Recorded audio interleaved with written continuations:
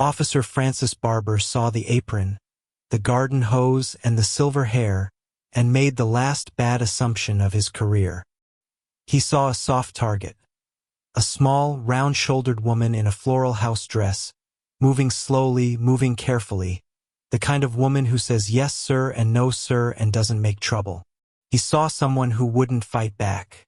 He was wrong on every count. That careful, deliberate movement wasn't frailty. It was 43 years of knowing exactly where every root was buried in that garden, every crack in that driveway, every neighbor's name on every porch on Cedarwood Lane. And the number she pressed on that cracked phone screen, the one saved under no name at all, just a single star, wasn't a daughter. It wasn't a pastor. It wasn't a public defender who wouldn't pick up on a Sunday morning. It was Master Sergeant Marcus Smith, Delta Force, 40 minutes out, and he was already in his truck before she finished the sentence. What happened next wasn't just a rescue. It was a reckoning. This is the story of how one man's badge became the worst mistake of his life, and how the woman he knocked to her own driveway got back up. The roses needed deadheading. That was the first thought Gabrielle Smith had when she stepped off her porch at 8:09 on a Sunday morning, the screen door clapping shut behind her with its familiar, comfortable bang. She had been meaning to get to them all week, but the humidity had been punishing. The kind of thick Georgia heat that presses down on arthritic hands and makes every grip a negotiation. This morning was different. There was a breeze moving low through the crepe myrtles, and the sky was the particular shade of pale blue that only appears in the hour after sunrise, before the day decides what it wants to be. Gabrielle was 71 years old. She didn't move fast, but she moved with purpose. She wore her good apron, the one with the faded yellow daisies that her late husband Earl had bought her from a church fair in 2004, and her hair, silver and close-cropped, caught the morning light as she descended the 2 porch steps. She reached for the hose coiled neatly beside the spigot and began to water.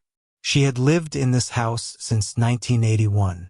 She had taught 5th grade at Cedarwood Elementary for 31 years. She had raised Marcus here, in that back bedroom with the baseball pennants still thumbtacked above where the dresser used to be. She had sat on this porch the morning Earl's heart gave out and held his hand until the ambulance came. And she had come back to this garden the very next day because the roses didn't know to grieve, and somebody had to tend them. The neighborhood had changed around her. The brick ranches and split levels that used to hold school teachers and postal workers and church deacons were going one by one. Bought for cash, scraped to the foundation, replaced with tall gray boxes of glass and composite siding that looked like they'd been designed by someone who had never sat on a porch in their life. New faces. No guaps. No porch sitters. But Gabrielle remained. She was not a woman who moved when she wasn't ready. She was watering the base of the roses, careful not to wet the leaves, just as her grandmother had taught her, humming something low and wordless when she heard the engine. A heavy idle, unhurried. The crunch of tires pulling partially across her driveway, stopping sideways, blocking the path between the mailbox and the gate. She straightened up, wiped her free hand on her apron, squinted into the pale morning light. It was a black and white cruiser, the Hargrove County Police Department seal on the door. Both front doors opened at once. From the driver's side stepped Officer Francis Barber. He was a large man, broad in the chest, thick in the neck, with a shaved head that caught the sun and a jaw that looked like it had been set in concrete. His thumbs were already hooked into the straps of his tactical vest before his boots hit the driveway. He surveyed the yard the way a man surveys a property he's thinking about buying, slow, proprietary, dismissive. From the passenger side came a younger officer, barely 25, his uniform too stiff and his eyes too wide, already darting toward the neighbors' houses across the street. "Morning," Gabrielle said, keeping her voice easy. She believed in courtesy. She had taught 31 years of 10-year-olds that manners cost nothing and mean everything. Barber didn't return the greeting. He walked halfway up the driveway, chewing gum with his mouth open, looking her up and down. The look was not curiosity. It was inventory. "You live here?" he said. "No, ma'am." "No, good morning." Just the question wearing the clothing of a challenge. Gabrielle felt something stiffen in her spine. "I've lived here since 1981, officer. My name is on the deed, the mailbox, and the property tax record." Barber let a slow half-smile cross his face. "We've had a report." "A report." Gabrielle turned off the hose nozzle. The quiet came back sharper now. "A report of what?" "Suspicious activity. Someone matching your description was seen looking into windows in the new development on Thursday." He took a step toward her. "You fit the description." Gabrielle stared at him. She let the silence sit for a moment, because she wanted him to hear what he had just said. "Officer, I am a 71-year-old woman in a daisy apron watering my roses. I have a bad hip and arthritis in both hands. You're telling me I fit the description of someone casing a property?" "ID," Barber said, extending a hand. "Flat. Bored. Decided." "I don't carry my wallet when I'm gardening," Gabrielle said, keeping her voice measured. "It's inside. I'm happy to go get it, or Mrs. Patterson next door has known me since Carter was in office and can tell you exactly who I am." "I'm not asking the neighbors." Barber's thumb drifted to his holster. "Not drawing, just resting there. A reminder. And you don't get to go inside." "Francis." The young officer's voice was thin and uncomfortable. "She's clearly... look at the porch, man. Those are her photos." "Secure the perimeter and don't interrupt me when I'm talking," Barber said without turning around. Then to Gabrielle, "Turn around. Hands where I can see them." Gabrielle Smith had worked 31 years. She had broken up more playground fights than she could count and talked more frightened children down from more ledges than she had names for. She had sat with parents in crisis and students in grief, and she had never, in all of it, been talked to like she was less than a person on her own ground. "You will not speak to me like that," she said, her voice quiet, trembling not with fear but with the effort of keeping her temper controlled and precise. "And you will not touch me. You are on my property without a warrant, without cause, and without my permission. You can leave the same way you came in." The color that flooded Francis Barber's face was not embarrassment. It was fury. He was not a man who was told no by women in aprons on their own driveways. He crossed the remaining distance between them in 2 steps. What happened next took less than 4 seconds. His hand closed around her upper arm. Not a grip, a seizure. His fingers compressing through the thin fabric of her house dress with enough force that the bruise would be visible in the ER photos 4 hours later. Gabrielle cried out. A raw sound, involuntary, the kind that comes from shock before the body has time to process pain. She tried to pull back and her heel caught the coiled hose. Barber didn't let her find her footing. He spun her, yanking upward and backward simultaneously, and the shoulder that had been troubled since a fall 2 winters ago made a sound that the young officer would later describe to investigators as a pop he heard from 15 feet away. "You're hurting me," Gabrielle gasped. "Stop! My shoulder!" "Stop resisting," Barber said loudly, for the cameras, for the principle of it. "She's not resisting." The young officer took 2 steps forward. "She literally cannot. Back. Off." Barber swept Gabrielle's legs with his foot. She went down. Not a stumble, not a fall. She went down the way people go down when someone twice their size decides they should. The concrete driveway came up to meet her cheek. The hose handle skittered across the blacktop. Her apron tore at the pocket seam. For a moment the world was just sky and leaves, and the distant sound of birds who didn't know anything had happened. Then the doors started opening. Mrs. Patterson came out in her bathrobe, both hands raised. A young woman from the gray house across the street ran down her front steps with her phone already filming. From 2 houses down, a man in a church shirt jogged toward the commotion, already calling out. Barber pointed at them, jaw tight, the crowd growing louder. He pressed his knee into Gabrielle's back and forced her wrists together. She felt the joints protest in a way that made white light bloom behind her eyes. The handcuffs clicked. Too tight. She had taught enough children to know the difference between a mistake and a choice. He yanked her upright by the cuff chain. She cried out again and the street erupted. But beneath the pain, beneath the grit embedded in her cheek and the fire in her shoulder and the humiliation of kneeling on her own driveway in her good apron in front of every neighbor she had known for 40 years, Gabrielle Smith went quiet inside. She had not survived 31 years in a classroom, a husband's death, and a son raised for war by losing her head when it mattered most. She looked at the young officer. He was pale. He was shaking. He wouldn't meet her eyes. "Son," she said, her voice low, cutting through the noise around them. "My apron pocket. My phone. I have a right to notify my family." Barber laughed. Actually laughed. "You can make your call from the station, Grandma."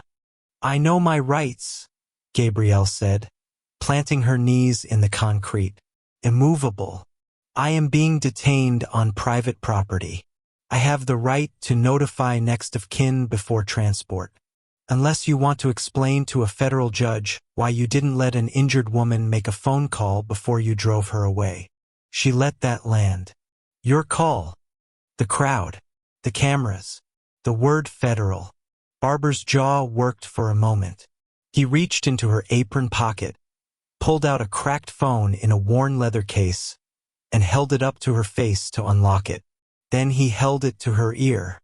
"Quick," he said, "and tell whoever it is not to bother. Bail's not going to help you here." Gabrielle didn't look at her contacts. She didn't need to. Speed dial 1. She had set it there the day Marcus deployed the first time and never changed it. It rang twice. "Mom." The voice was clear and awake, no trace of sleep in it. A voice that was always at some level of readiness, always oriented, always already thinking 3 seconds ahead.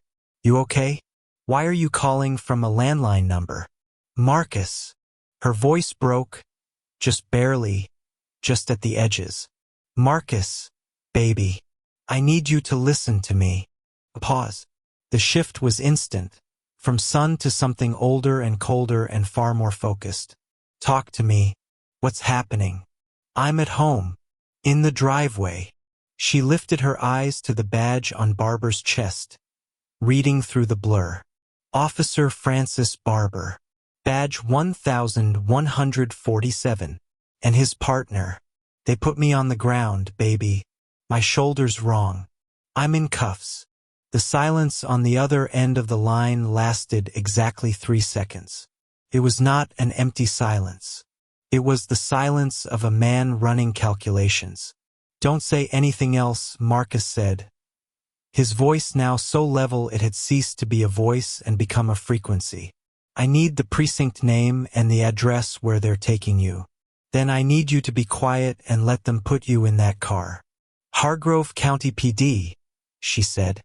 "Cedarwood District. I know where that is." Another pause. "Mom, I'm here. I'm already moving. Don't be afraid."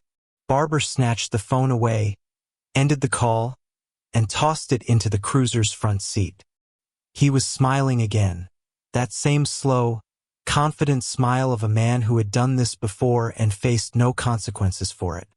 He had no way of knowing that 43 minutes away, a man who had dismantled narco networks in 3 countries and extracted assets from places that don't appear on maps was pulling onto the interstate with a federal attorney already on his second line. He had no way of knowing that the street behind him, with its 23 recording phones and its shouting neighbors, had just become the most documented civil rights incident in Hargrove County history. He had no way of knowing any of it. He was still smiling when he put the cruiser in reverse.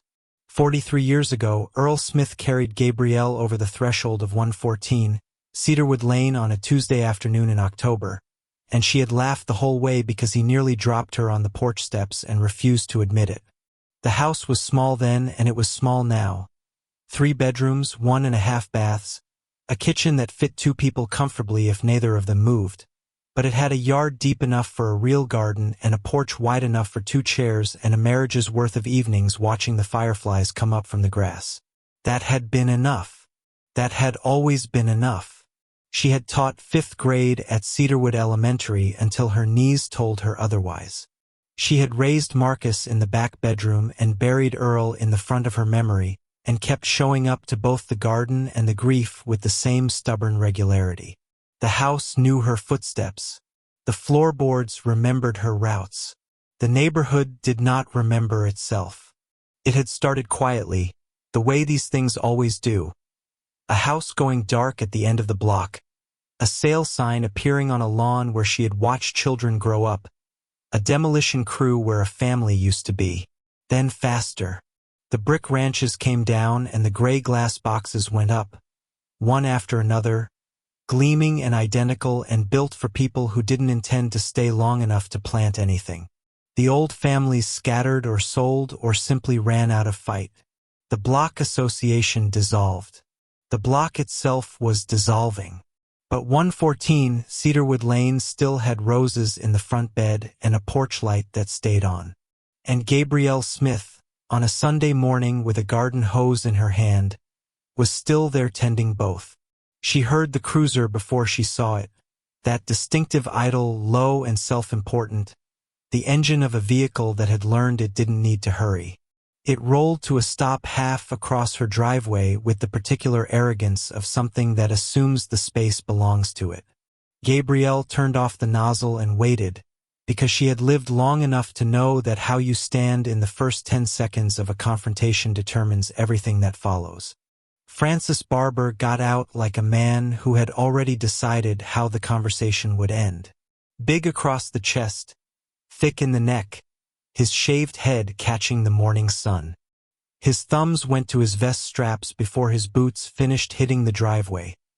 A gesture so practiced it had become instinct, the body language of a man who used his size the way others used words. His partner, younger, softer around the eyes, hung back near the hood and looked anywhere but at Gabrielle. "Help you, officers?" she said. Pleasant. Measured. Barber didn't answer the pleasantness. He walked toward her slowly, surveying the yard, taking his time. "We've had a community complaint," he said. "Suspicious activity in the area." "Suspicious," Gabrielle repeated. "I'm watering my garden. You live here. 43 years. He looked at her the way men like him look at women like her, not seeing a person, taking a census. "I'm going to need to see some ID. My ID is inside." Her voice stayed even, her feet stayed planted. "I don't carry my purse to water my roses. You're welcome to wait while I get it, or you're welcome to ask any neighbor on this street who I am." Barber smiled. It didn't reach anything. "I'm not asking the neighbors," he said. "I'm asking you."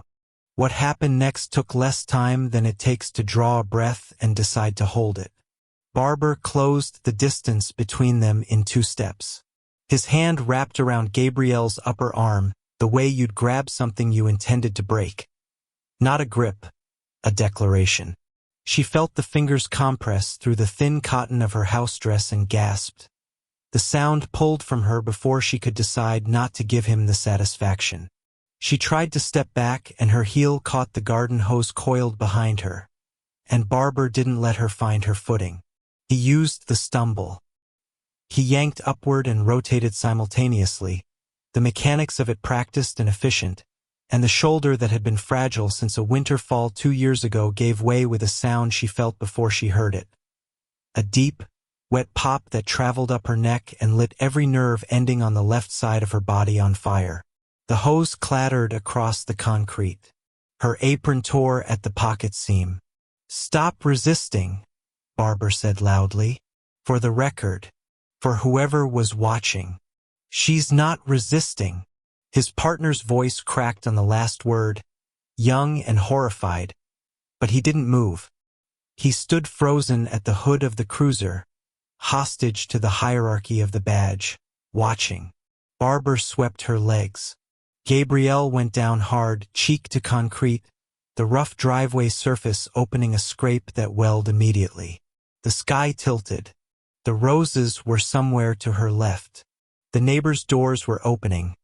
She could hear them, voices rising from porches and driveways and across the street. The sound of a Sunday morning being torn down the middle. She felt the cuffs click onto her wrists. Too tight. The kind of tight that is also a message. The processing room at Hargrove County PD smelled like burnt coffee and old fluorescent light. They sat her in a plastic chair beside a desk that had seen 30 years of bad news and didn't care about any of it. Her shoulder had settled into a deep, nauseating throb. The scrape on her cheek had dried to a tight, stinging mask. Someone had given her a paper towel and called it medical attention. The desk sergeant slid a phone across the surface without looking at her. "One call," he said, already turning back to his monitor. 3 minutes. Gabrielle looked at the phone for a moment. Around her, the precinct moved with its ordinary Sunday morning indifference. Keyboards, radio chatter, the distant slam of a metal door. Nobody looked at the 71-year-old woman in the torn daisy apron. Nobody seemed to find anything unusual about her presence here. That, she thought, was the most frightening thing of all. She picked up the receiver. She didn't look at the keypad long. The number lived in her fingers the way hymns live in the body. Below thought, below effort, written there by years of use and love and the particular terror of having a son who goes to places she can't find on a map and comes back changed in ways he never fully explains. It rang once. Talk to me. Not hello. Not who is this. Just the voice of a man whose nervous system had been rewired by a decade of operating in the dark. Already oriented, already assessing. They got me, Marcus. Just that. Just those 3 words, because they contained everything. The driveway, the shoulder, the cuffs, the concrete. All of it compressed into a sentence a mother should never have to say to her son. The silence on the other end lasted 2 seconds. She heard him exhale once. Slow, controlled, the breath of a man choosing precision over rage. Then she heard the truck door close. Marcus Smith drove the way he did everything, with complete economy of movement and a stillness that people who didn't know him sometimes mistook for calm. It wasn't calm. It was control, which is a different thing entirely and costs considerably more. He was on the phone before he cleared the base's outer gate. The first call went to Colonel James Whitfield, JAG Corps, a man who owed Marcus a favor from a situation in Djibouti that neither of them would ever put in writing. Marcus gave him the name, the badge number, the precinct, and the phrase unlawful detention and excessive force, injured civilian, 60 seconds of footage already circulating on 4 neighborhood phones. Whitfield said he'd have a memo drafted and a military liaison contact on record within the hour.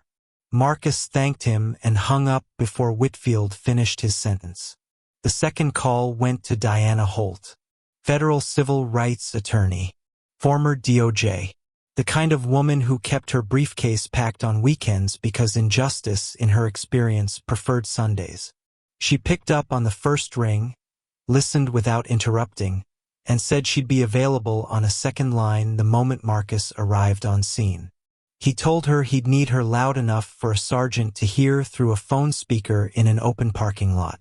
She said that wouldn't be a problem. The third call went to a number he didn't say out loud, to a man at the FBI field office whose name he also didn't say out loud, and that conversation lasted 90 seconds and ended with the words, "Send me everything you have on Hargrove County PD internal affairs going back 5 years. Then Marcus put both hands on the wheel and drove. He didn't pray. He didn't rage. He didn't rehearse what he would say when he got there. Men who plan night operations in hostile terrain don't rehearse. They arrive. And 40 minutes, in his professional estimation, was more than enough time. The truck rolled onto Cedarwood Lane at 9:47 a.m., and the street knew before anyone said a word. Neighbors who had retreated inside after the cruiser left were back on their porches now. Mrs. Patterson stood at the edge of her driveway with her arms crossed and her bathrobe still on, like she'd been waiting and intended everyone to know it. Barbara was parked at the curb 2 houses down, writing something in a notepad with the unhurried confidence of a man who believes paperwork is the last word on any subject. He looked up when the truck stopped. He looked back down. He had seen concerned relatives before. Marcus got out. He was not in uniform. He wore civilian clothes, dark jeans, a plain gray shirt, and he carried nothing visible. He walked toward Barbara at an even pace, not fast, not slow, the walk of someone who has already done the geometry of a room before entering it. He stopped 6 feet away and waited until Barbara looked up again. "You arrested my mother this morning," Marcus said. "Gabrielle Smith, 114 Cedarwood Lane." Barbara capped his pen slowly. "And you are?" Marcus presented his military identification and his credentials with the quiet efficiency of a man who has shown documents at checkpoints in countries with no functioning government. He let Barbara read them fully. Then he held up his phone. "I have 19 minutes of footage from 6 separate devices documenting the arrest. Copies are on 3 servers, one of which belongs to a federal attorney." He turned the phone slightly so Barbara could see the active call on the screen. "Her name is Diana Holt. She's assistant U.S. attorney for this district, and she's been listening for the last 4 minutes." From the phone speaker, Diana Holt's voice came through clear and unhurried. "Officer Barber," she said, "don't go anywhere." The notepad closed. The confidence didn't leave Barbara's face all at once. It left the way water leaves sand, gradually and then completely. By noon, there were 3 vehicles parked outside Hargrove County PD that didn't belong to the county. Black, unmarked, government plates. The kind of vehicles that don't announce themselves because they don't need to. The agents who entered the building were polite. That was the detail the desk sergeant would later mention to his wife. How polite they were. How they said please and thank you and excuse me while they systematically dismantled the assumption that the department's internal communications were its own private business. The subpoenas had been filed before Barber had finished his shift report. Diana Holt, it turned out, had not spent those 4 minutes on hold simply listening. She had been typing. The emails surfaced first. Then the texts. Then the meeting minutes from sessions that had never been formally logged, between Chief Raymond Doyle and a government relations director at Westbrook Capital Development Group, a private equity firm that had, over the preceding 18 months, acquired 11 properties on and immediately adjacent to Cedarwood Lane. The 12th on their internal acquisition list was 114 Cedarwood Lane, Gabrielle Smith's house. It had been on the list for 7 months. Cross-referenced against the department's own call logs, a pattern emerged with the kind of clarity that investigators describe as rare and prosecutors describe as a gift. Noise complaints called in on black homeowners. Traffic stops with no citations issued. Wellness checks requested by no one. A slow, methodical campaign of documented contact designed to make people feel surveilled, unwelcome, and afraid, designed to make them sell. Barber's name appeared in connection with 9 of the 14 documented incidents. Chief Doyle's personal email appeared in 4 of the Westbrook correspondence threads. The FBI agent leading the review set down the last printed page and looked across the table at his colleague. "They've been running this for over a year," he said. His colleague was already reaching for the phone. "They put Barber in a room by himself for 3 hours before anyone came to speak with him. That was intentional. Men like Barber are most dangerous when they have an audience and most fragile when they don't. Strip away the uniform, the partner, the precinct hallway where everyone knows your name and nobody questions your version of events, and what remains is just a man sitting with what he's done." He asked for his union rep twice. He got him. He asked whether Chief Doyle had been contacted. The agent across the table smiled in a way that didn't answer the question and answered it completely. The call Barber had been waiting for, the one from Doyle, the one that had always come before, the reassuring voice that said we handle our own, stand fast, say nothing, did not come. It did not come because at the moment Barber was asking about it, Chief Raymond Doyle was standing in his own foyer in a bathrobe watching 4 federal agents move through his house with the methodical patience of people who already know what they're looking for and have only come to collect it. They found the documents in a home office filing cabinet, organized by address. They found the cash transfer records on a personal laptop that Doyle had not thought to encrypt because he had never genuinely believed this day was possible. They found a spreadsheet color-coded, orderly, the work of a man who took pride in his system, listing 23 properties in the Cedarwood corridor. Acquisition status, contact history, resident vulnerability notes, 114 Cedarwood Lane, Gabrielle Smith. The notation beside her name read, resistant, escalate contact. Barber fractured quietly, the way structures do when the load-bearing wall is finally removed. He didn't shout or weep. He simply looked at the table and began to talk. The courtroom was full and it was quiet, which is the rarest combination a room like that ever achieves. Gabrielle walked to the podium without her notes.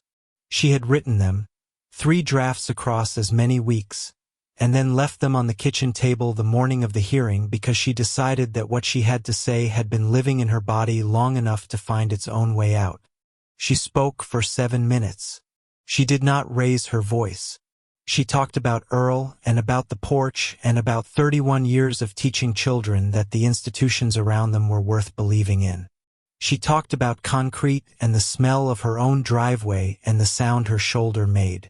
She talked about what it costs a person to be proven right about something they desperately wished they'd been wrong about. When she finished, she thanked the court and returned to her seat, and the silence in the room held for a moment longer than silence usually does, as though the air itself needed a second to absorb what had been said. Francis Barber received 6 years. Raymond Doyle received 11. 3 Westbrook executives were sentenced in a separate proceeding the following month. Marcus sat in the 3rd row of the gallery throughout, still and straight, his hands folded in his lap. When the sentences were read, he didn't exhale with relief or nod with satisfaction.